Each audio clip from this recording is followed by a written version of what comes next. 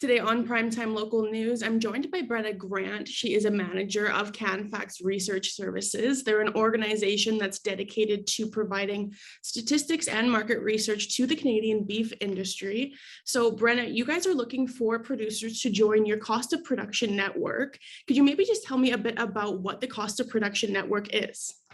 So in a nutshell, the short version is that the cost of production network provides benchmarks for cow-calf producers based on different production systems across Canada. And more expansively, we have 5 overarching objectives. First is we wanted to provide national coverage from British Columbia to Prince Edward Island. Second is we wanted to reduce response burden.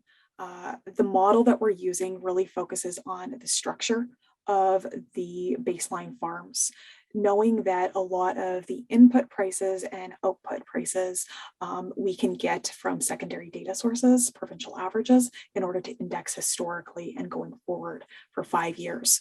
So after collecting data from producers in year 1, we're actually not going to come back and update for 5 years. Which really reduces the data entry and reporting for producers.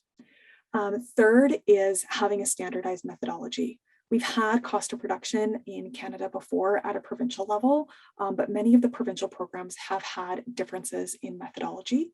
And those differences were for very good reasons. They had different objectives to accomplish in their program, and therefore made methodology choices that supported those objectives. But one of the things with this model is it not only allows us to compare from province to province, but it also provides something that is standardized internationally and is going to allow us to be part of an international network and have an apple-to-apple comparisons with other production systems around the world. And what benefit would this network provide to producers who seek out this data?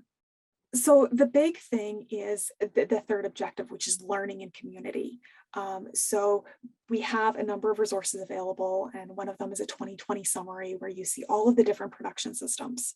And really, instead of having, there's lots of different benchmarks out there, and there's different benchmarks that do different things.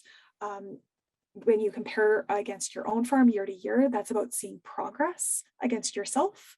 But we really wanted to see possibilities. And that's what we're wanting to provide producers is when they go in and see that 2020 summary with all these different production systems, some that are the same as them, some that are a wee bit different, some that are very different, that they can say, ooh, that's a possibility I hadn't considered before that might work on my operation in my environment. So you are looking for producers to join the cost of production network. What kind of producers are you guys looking for? Everyone. The great thing about this is that you only need 5 to 6 producers of a similar production system to actually come together and create a benchmark. We're doing everything in focus groups. And so we're looking for producers specifically with larger herds. So over 400 head, we had a great participation in this last year with herds less than 400 head. So specifically a call out to those large herds. But we're looking for everyone. If you feed byproducts, if you do year-round grazing, basically all are invited to sign up. If we don't have enough producers to make a focus group this coming year in 2022, we will keep producers' names on the list to see if more of that production system sign up next year. So we do have some that we weren't able to match up into focus groups this last year that we're hoping to find some other producers that have similar production systems.